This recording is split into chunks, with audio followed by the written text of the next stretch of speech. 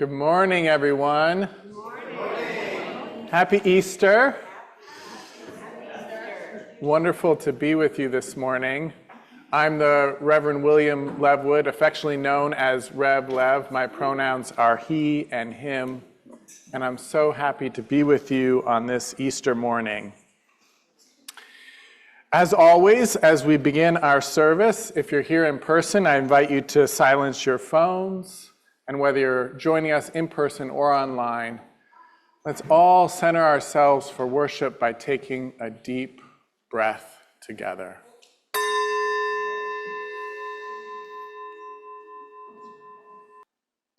As we begin our worship, we open and welcome to the ancestral people of this land, acknowledging that our church, like all of Burke, rests on the unceded territory of the Manahoac tribe of the Great Sioux Nation. We seek healing and the realization of justice with the people of this land who live on in their descendants, the present-day members of the Monacan Indian Nation, the Patawomic Indian Tribe of Virginia, and the Piscataway Indian Nation. We honor the ancestors as we move toward healing so that all together shall one day know full justice. Welcome to Accotink Unitarian Universalist Church. I'm Sheila Doles, my pronouns are she, her, and I'm happy to be your worship associate today.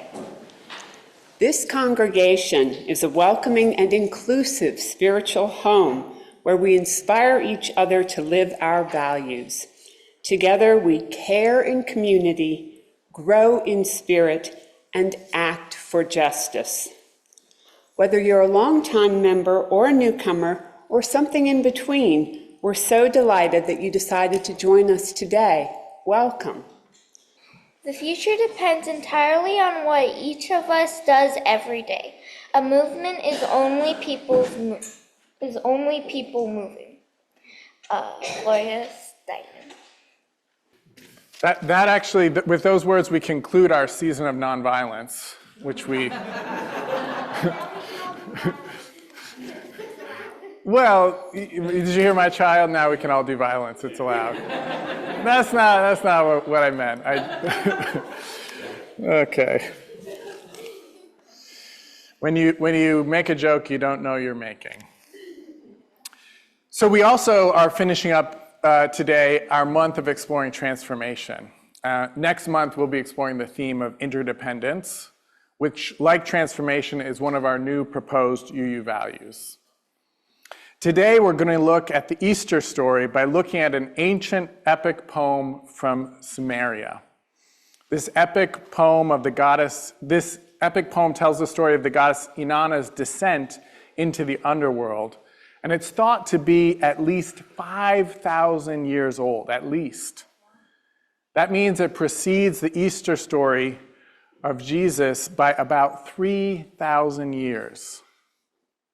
That's intriguing, because as you'll notice when we tell this story, there's parallels to the gospel narrative that are just really striking. Most notably, in the gospel narrative, Jesus is crucified. That means he's killed. Then placed in a tomb for 3 days, and then after 3 days, he's resurrected. It means he comes back to life. Similarly, Inanna also dies when she reaches her destination, the throne room of Ereshkigal at the center of the underworld. Her body is hung on a wall, on a hook, and after 3 days and nights, she's brought back to life. I also want to note that Easter happens in the spring. Could be because historically that's when the gospel story actually happened. Then again, it's also striking that we celebrate Jesus' resurrection in the spring.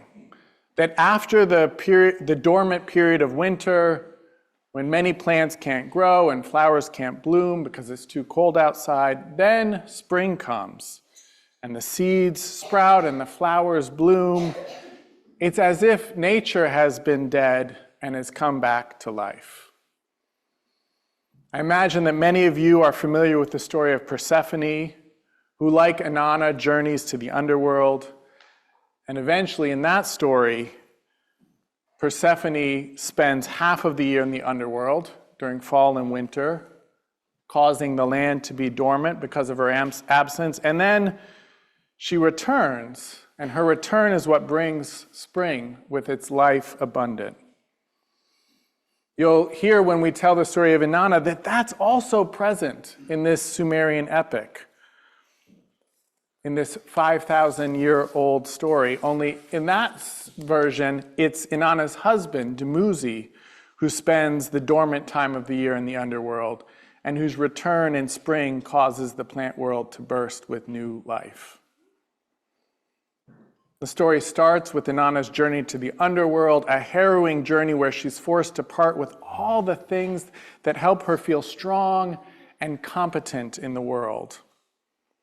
Again, I'm reminded of the Easter story, how Jesus recites the 22nd Psalm on the cross. Actually, the Gospels tell it different ways. Some Gospels say that he says, my God, why have you forsaken me?" Other Gospels say that he says, "It is done," or "it is accomplished." Turns out that's the first and the last line of that 22nd Psalm.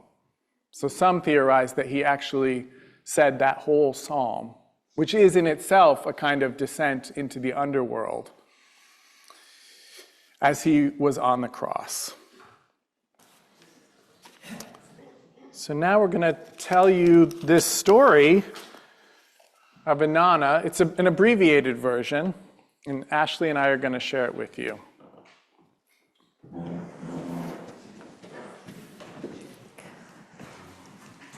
The Descent of Inanna, adapted by Reverend William Levwood. From the great above, she opened her ear to the great below. From the great above, the goddess opened her ear to the great below. From the great above, Inanna opened her ear to the great below. She abandoned heaven and earth to descend to the underworld. Inanna abandoned heaven and earth to descend to the underworld. She abandoned her office of holy priestess to descend to the underworld. Inanna gathered the 7 divine powers. She took them into her hands and began to place them on her body. She placed the crown on her head. She tied the small lapis bead around her neck. She let the double strand of beads fall to her breast and wrapped the royal robe around her body. She bound the breastplate around her chest, slipped the gold ring over her wrist, and took the lapis measuring rod in her hand. Before setting out for the underworld, Inanna spoke to Ninshabur, her faithful attendant. Ninshabur, my constant support, I am descending to the underworld. If I do not return after 3 days and nights, go to the temple of Enki on my behalf. And with that, Inanna set out for the underworld. When Inanna arrived at the outer gates of the underworld, she knocked loudly and cried out in a fierce voice, "Gatekeeper, open the door." But the gatekeeper said, "Why, Inanna, Queen of Heaven? Why has your heart led you on the road from which no traveler returns?" Inanna answered, "I have come to mourn with my sister, Ereshkigal, queen of the underworld, mourning the loss of her husband." And with that, the gatekeeper opened the outer gate and said, "Come, Inanna, enter." But when Inanna entered the first gate, from her head, her crown was removed. And when Inanna entered the second gate, from her neck, the small lapis beads were removed. When Inanna entered the third gate, from her breast, the double strand of beads was removed. And so it was with the other gates. Inanna removed her breastplate from her chest, the gold ring from her wrist, and the scepter from her hand, until finally Inanna entered the seventh gate, and from her body her royal robe was removed.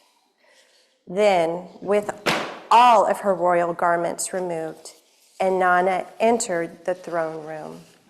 There before her sister Ereshkigal, queen of the underworld, the judges of the underworld passed judgment against Inanna.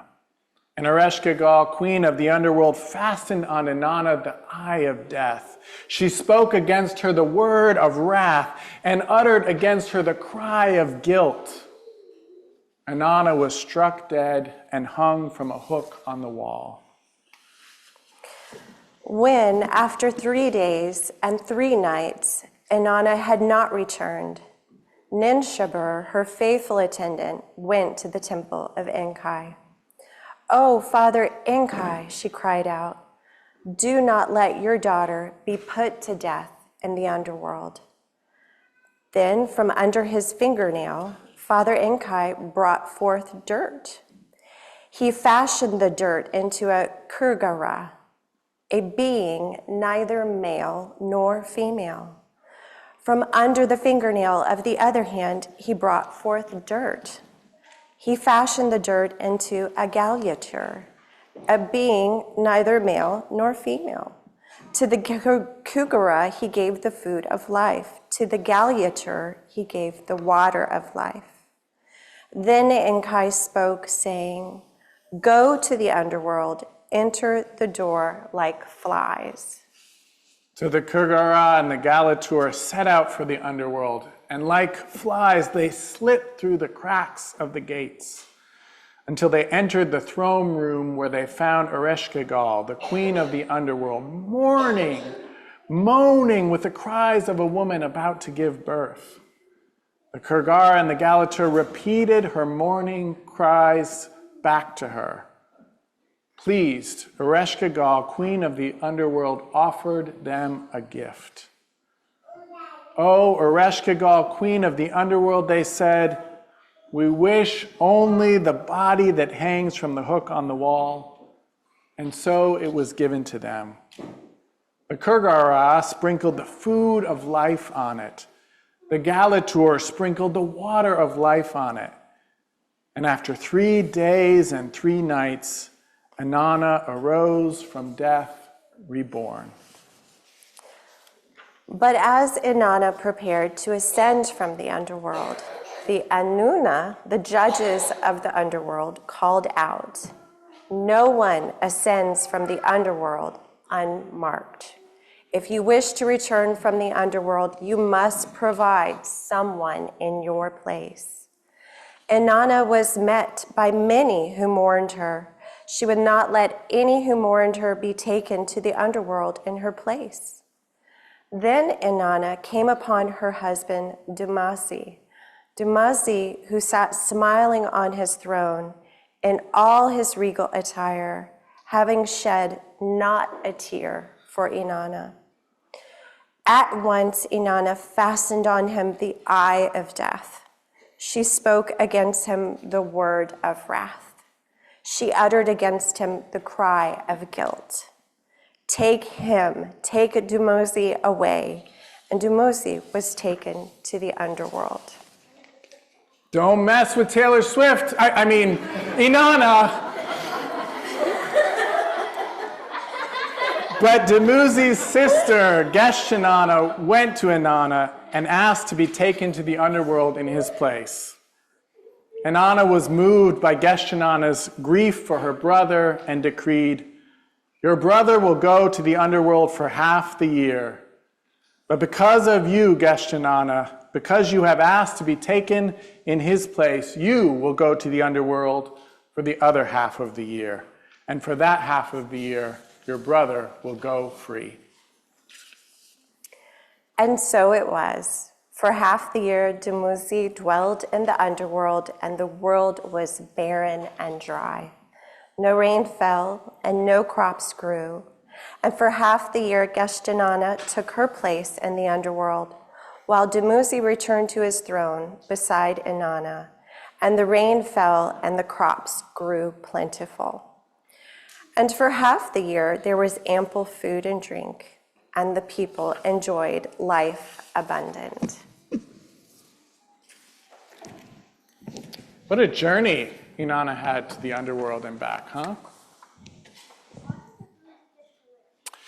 It's fascinating, isn't it, that the parallels between this and the Jesus story. How she has to give up so much and then is judged by the judges of the underworld to be guilty, we could say, to not be free of sin. We find that in the story of Easter as well. And look what happens to those who don't mourn her, right? Who don't honor her as a goddess versus those who do. We could see in that the connection to the salvation that Jesus' death and resurrection brings on Easter. So the song we just sang talks about sorrow and burdens, but it does an intriguing thing. It suggests that sorrow can be healing, that burdens can make us stronger. It also talks about siblings taking our hands and neighbors singing with us, friends helping us through the struggles, troubles, challenges that life brings to all of us. We can see these things from the song also in Inanna's journey to the underworld. It's not an easy journey. Along the way, she loses a lot: her crown, her breastplate, her measuring rod, her royal robe. I don't know what all of these objects symbolize, not exactly, but we can think about what they might be referring to. Maybe taking off the crown means losing your sense of confidence, or even of overconfidence. Taylor Swift, in her song Call It What You Want, sings, "They took the crown, but it's all right." Then she sings, "Nobody's heard from me for months. I'm doing better than I ever was." Sounds a little bit like she had her own crisis of confidence and her own journey to the underworld. But like Inanna, she emerged better than before. She emerged with a new sense of herself. We can look at the breastplate. Maybe the breastplate is like a shield that protects our heart from getting hurt. But maybe we need to open our hearts to getting hurt if we're going to be able to feel love from other people. Maybe if we're always protecting our heart behind a shield, then no one can touch our heart. They can't touch our heart to hurt us, but they also can't touch our heart to love and care for us through the challenging times. And we don't need to be so specific about the objects either. I don't know what the necklace symbolizes, or the ring on her wrist, or the royal robe. But I do know that we can be too attached to different ways of being in the world or roles that we might take on. We can be too attached to being pretty or strong. That one in particular can come with a lot of gendered expectations for how we're supposed to be. We can be told we need to act a certain way to be feminine or masculine. We can be told that we're supposed to be one or the other. And these gendered expectations can be like masks that we put on that hide our true face, that keep us from knowing who we truly are at our core. These expectations might even cause us to hate the way we look or the shape of our body, even though the way we look and the shape of our body is perfectly fine the way it is. We can even become too attached to the good things, like even just wanting to be good. We can want to be good so much that it gets in the way of being a whole human being. We might, for example, want to be a good mother, and we might have learned certain things about what it means to be a good mother. But what happens when motherhood itself needs us to be bigger than these small ideas of what it means to be a good mother. Or we might want to be a good father. Maybe that's tied up with being told that we're supposed to provide for our family. And certainly it's not a bad thing for anyone to provide for their family. But it can become a bad thing if we choose it even at the cost of other important parts of our life, like spending time with our loved ones, or helping around the house, or just taking a break from work to rest and relax and get recharged. Maybe we want to be liked so much that we become too much of a people pleaser. Or conversely, maybe we want to have integrity and we become so rigid that it keeps us from getting close to the people we so want to get close to. One way to look at Inanna's journey to the underworld is that life is going to call us on that kind of journey whenever the roles we're playing are no longer serving us. Maybe we won't pass through all 7 of the gates. Maybe we just need to take off the robe, or the breastplate, or the crown. And when we make these changes, other people might want us to stay the way we were. At each gate, they may tell us that we still need the crown, the breastplate, or the royal robe. Because the player's going to play. And the hater's going to hate. Baby, you just need to shake. Shake it off. Shake it off. Ooh. And the heartbreaker's going to break. And the faker's going to fake. But you just need to shake. To shake it off. Shake it off. Ooh.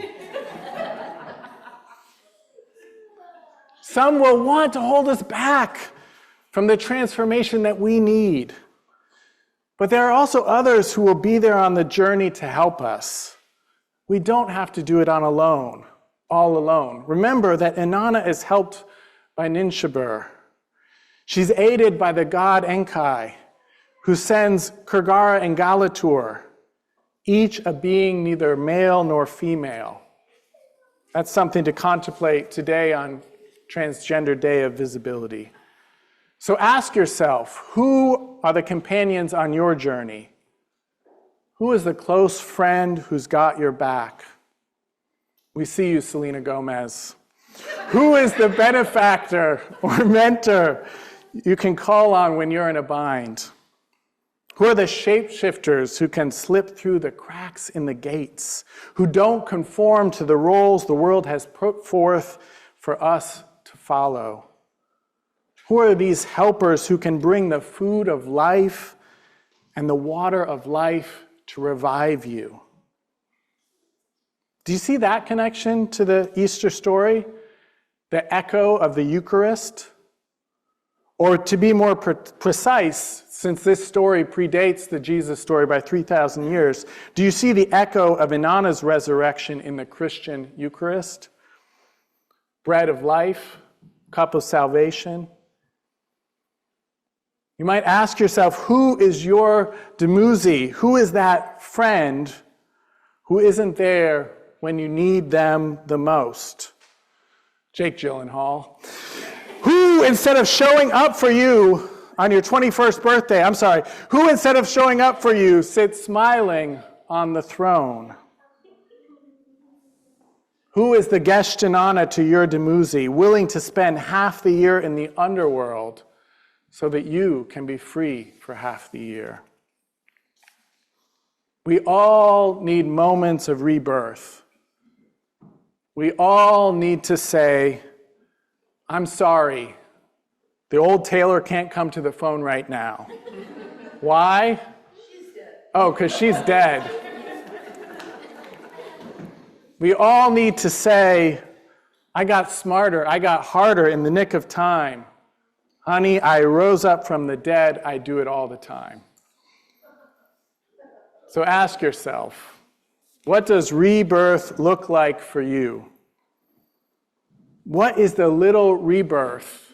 Ask yourself, what is the little rebirth that you need in your life right now? And what do you need to let go of to get through the gates that lead to your small personal resurrection? Who have you been? Who will you be? Who are you now?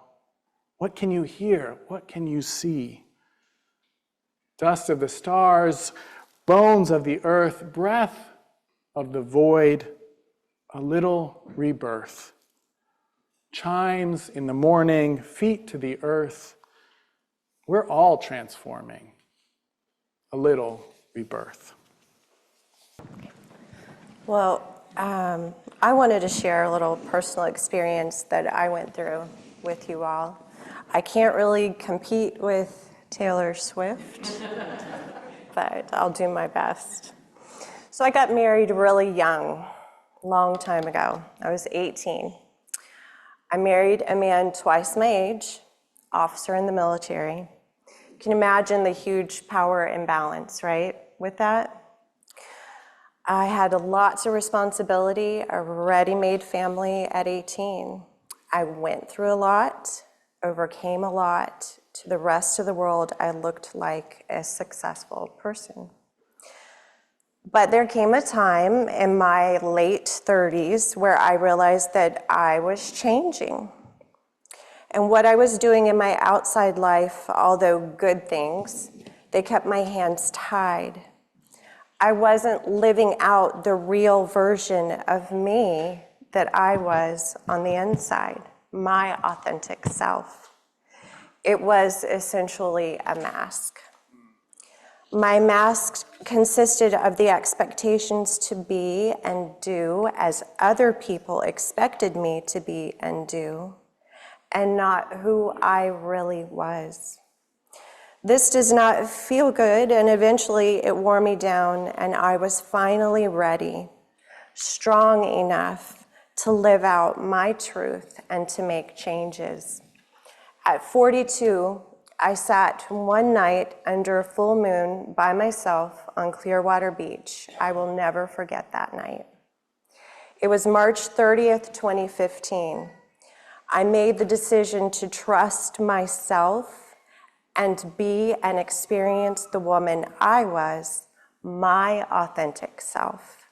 This brought many changes. Some were incredibly uncomfortable, but I knew that I needed to do this for myself. It was an investment of time, observation, experience, and reflection, kind of like a gift that I gave to myself.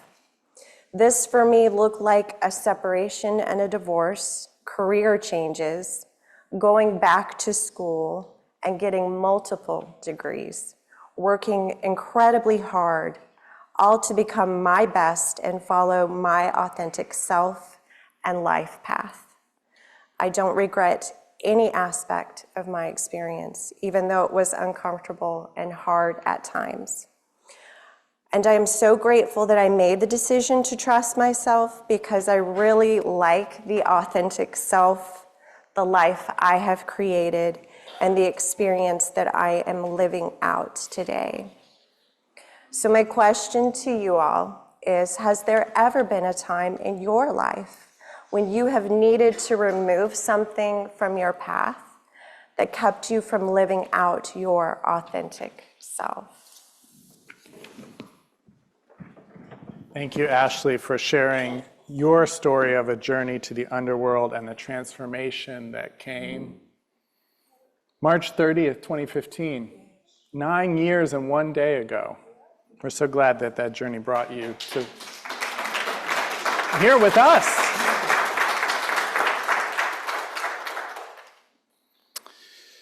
So we want you to explore this as well. We've got some art of masks.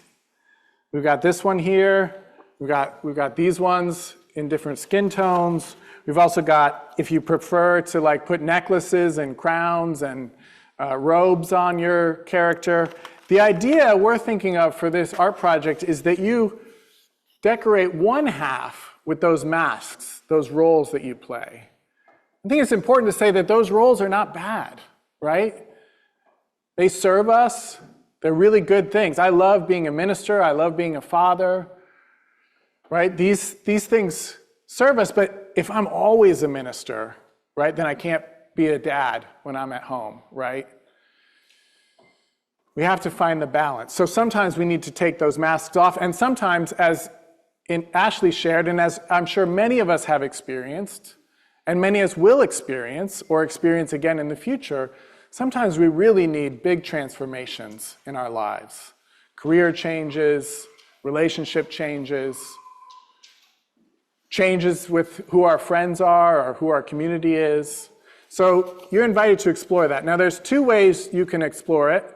One is to think about some of those masks that you wear and then display that on one half of your mask. The other is to just go to town on the mask and then look at it later and be like, oh, I think that's about fill in the blank with what you learn from the art making process is a place where you have needed or need transformation.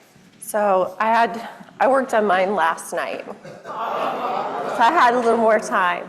But mostly I used words to reflect on my former self and my authentic self. So I was more focused on that experience and what I was sharing.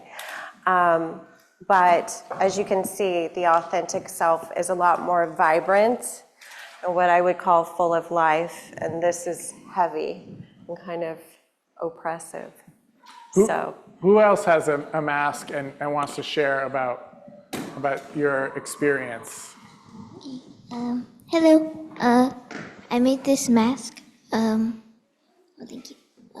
I'm not really done with it yet, but it really affects on like my personalities or like the mask that I share with people, and like this one is it's very similar to hers because You drew the line, yeah. But this is like a mask that I share, and this is what I actually feel underneath. So it's like this is like the mask, and this is the real self. Yeah, okay. This is the mask. This is the feelings underneath. Thank you, Ari. Thank you. Who else? So, like her, I am unfinished, but I wanted to kind of like share how... Yeah, hold it really close. I wanted to share how a lot of my life I had been living a certain way, a very easy, normal, gray life, and it was very difficult to shine through, and it has been a way to identify, like, there are colors I want to express and feelings and ways to talk to people and about things that people in my life previously frowned upon, and I would like to be more open about that. Thank you. Okay, so this transformation mostly took place before I met all of you, so you don't know. But this side that is my mask is brick, because I used to believe that power and strength was my way to freedom. And then I read a book that a lot of you have heard me quote a lot, Bell Hooks' All About Love. She taught me that power and love cannot coexist. And that idea really transformed me and made me realize that how political it was to be vulnerable and to be willing to love and give and receive love. So this authentic self is a lot more free and beautiful and open. I was supposed to wrap things up with a few words, and all I want to say is I think that the shares demonstrate themselves, right? They show all the ways that we do wear masks and the ways that we need to break through those masks, share our emotions, get vulnerable, be who we truly are. And then sometimes we need the masks to keep us safe or to take on a certain role, but we can always take them off as well. So thank you all for sharing.